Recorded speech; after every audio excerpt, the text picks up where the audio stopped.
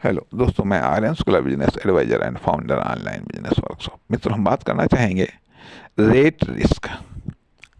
Rate risk क्या होती है, अर्थात कीमत का जोखिम। कीमत का जोखिम क्या होता है? जैसा कि अभी हमने पिछले कुछ भागों में बात की क्वालिटी रिस्क की, अब हम बात करते हैं कि रेट रिस्क की। रेट रिस्क की खाली क्वालिटी का संबंध, क्वालिटी का संबंध बिना जब क्वालिटी की बात होती है तो उसके साथ में रेट की बात करना आवश्यक हो जाता है। आवश्यक हो जाता है अर्थात क्वालिटी के साथ में रेट की बात करना आवश्यक हो जाता है। यदि मान लिया रेट की बात न की जाए तो क्वालिटी की बात करना अपने आप में अधूरा लगता है। अधूरा लगता है क्योंकि मान लिया, ठीक है, हमारे पास में कोई प्रोडक्ट है, ठीक है, उसकी क्वालिटी अच्छी या ख़राब हो सकती है, सत्य बात है।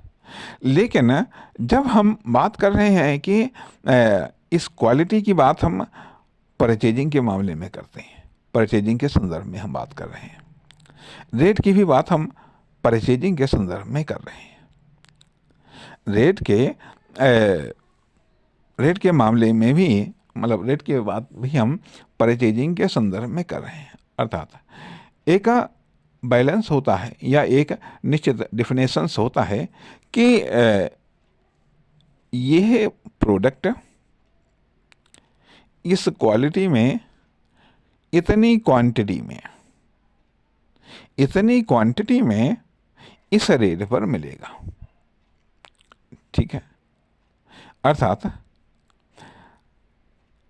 प्रोडक्ट, ठीक है, रेट, क्वांटिटी और क्वालिटी। क्वांटिटी और क्वालिटी, ये चार चीज़ें डिफाइंड होती हैं किसी प्रोडक्ट या सर्विस के मामले में परचेजिंग के समय में। कौन सा प्रोडक्ट है, इसकी क्या क्वांटिटी है और इसकी क्या क्वालिटी है, इसकी क्या क्वालिटी है तथा इसका रेट क्या है। रेट क्या है, और देखा ये जाए कभी कभी क्वालिटी में ही उसकी क्वांटिटी वाली विशेषता भी शामिल हो जाती है। उसकी क्वांटिटी वाली विशेषता भी शामिल हो जाती है। अर्थात परचेजिंग का उद्देश्य ये नहीं होता है कि जाएं और हम सामान खरीद लाएं। अगर आप सिर्फ केवल जा करके सामान खरीद करके लाते हैं तो यह परचेजिंग नहीं है। यह परचेजिंग नहीं है, क्योंकि यह तो एक सामान्य परचेजिंग, ऐसी परचेजिंग तो कोई भी कर सकता है कि गया और वो माल ले करके आ गया, ठीक है, माल बिक रहा, गया, पैसा दिया, माल लिया, चला आया माल। लेकिन बात ये आती है कि स्मार्ट परचेजिंग क्या है? स्मार्ट परचेजिंग किसको कहते हैं? स्मार्ट परचेजिंग का उद्देश्य क्या है? चाहे वह कंज्यूमर परचेजिंग हो या फिर वह बिजनेस टू बिजनेस परचेजिंग हो।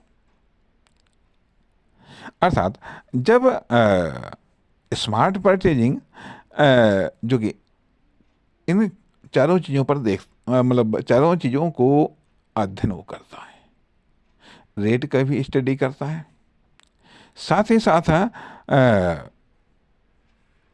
प्रोडक्ट का नाम क्या है, अर्थात कौन सा प्रोडक्ट है, उसकी क्वांटिटी क्या है और उसकी क्वालिटी क्या है। क्योंकि जिस चीज़ का आप स्टडी करेंगे, खास करके बिजनेस सेक्टर में जिस चीज़ का आप स्टडी करेंगे, वही चीज़ तो आप सप्लाई कर पाएंगे, वही चीज़ तो आप डिलीवर कर पाएंगे। इसलिए एक बिजनेसमैन को एक स्मार्ट परचेजिंग आना चाहिए। एक बिजनेसमैन को रेट की समझ, प्रोडक्ट की समझ, उसकी क्वालिटी की समझ और उसकी क्वांटिटी की समझ अति आवश्यक है। क्योंकि यदि वो खाली विश्वास के आधार पर अपने बिजनेस को चला रहा है तो धोखा खा सकता है, और जब धोखा खाएगा तो धोखा दे भी सकता है, दे भी सकता है। इसलिए इसलिए जो रेट रिस्क है, रेट रिस्क है, अब रेट रिस्क के बारे में हम ये कह सकते हैं कि ऐसा देखा गया है, ऐसा देखा गया कि सेम प्रोडक्ट, सेम मैन्युफैक्चरर, लेकिन इसके बावजूद मार्केट में उसी प्रोडक्ट के, उसी क्वालिटी के, उसी क्वांटिटी के अलग अलग रेट, प्रिंट रेट अलग अलग। आश्चर्य होता है, प्रिंट रेट अलग अलग। मान लिया यदि उसका एक प्रिंट रेट 20 रुपये, दूसरा प्रिंट रेट 30 रुपये है, ठीक है। दूसरा प्रिंट रेट, अब मान लिया 10% 20 रुपये पर मिला प्रॉफिट तो 2 रुपये मिलता है, 30 रुपये पर मिलेगा तो 3 रुपये मिलेगा 10% पर। तो ये चीज अपने आप में ये रेट रिस्क है, यह रेट रिस्क है।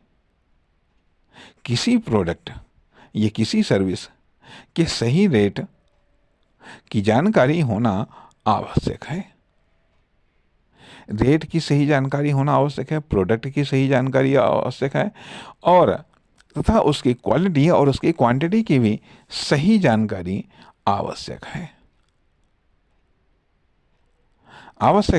अर्थात खाली ऐसे ही नहीं कि बस गए और सामान खरीद लाए। अगर ऐसे ही कॉमर्शियल परचेजिंग करोगे तो लॉस हो जाएगा। न तो आप बिजनेस को आप क्रिएट कर पाएंगे, न कस्टमर को बिल्ड आप कर पाएंगे। और यही कारण होता है कि आम आदमी जिस तरीके से वो जीवन के लिए परचेजिंग करता है, ऐसे ही वो कॉमर्शियल परचेजिंग करने लगता है।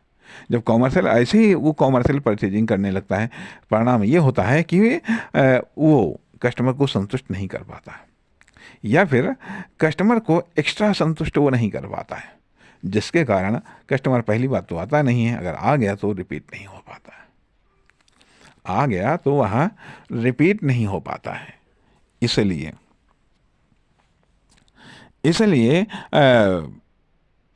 मतलब ये जो मेथड है रेट रिस्क, हमने कुछ बात की क्वालिटी रिस्क की, हमने बात की रेट रिस्क की। अर्थात यदि कम क्वालिटी पर रेट हाई है तो मामला गड़बड़ है, नुकसान है। रेट रिस्क में भी आप न केवल इकोनॉमिक लॉस उठाते हैं बल्कि कॉमर्शियल लॉस भी उठाते हैं। कैसे उठाते हैं? मान लिया कि अब किसी चीज़ का रेट 20 रुपये चल रहा है, ठीक है, 20 रुपये। अब अर्थात रेट होते ही कितने प्रकार के, आप इसको जाने कि रेट, पास्ट रेट अर्थात पहले का रेट क्या है, प्रेजेंट रेट क्या है, वर्तमान में रेट क्या है, और फ्यूचर का रेट क्या होगा। फ्यूचर का रेट क्या होगा और वर्तमान में रेट चल कौन रहा है।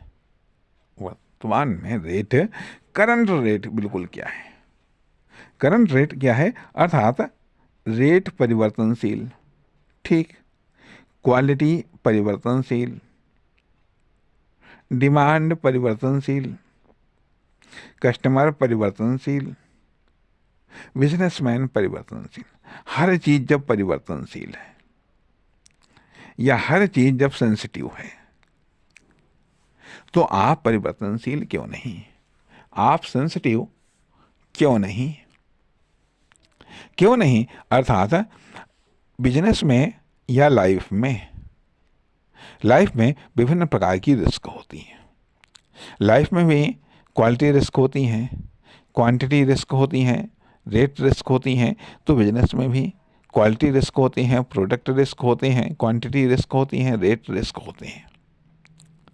रेट रिस्क होते हैं। इसलिए कहा जाता है कि जानकारी ही बचाओ है, जानकारी ही बचाओ है। जब तक आप इन सब चीज़ों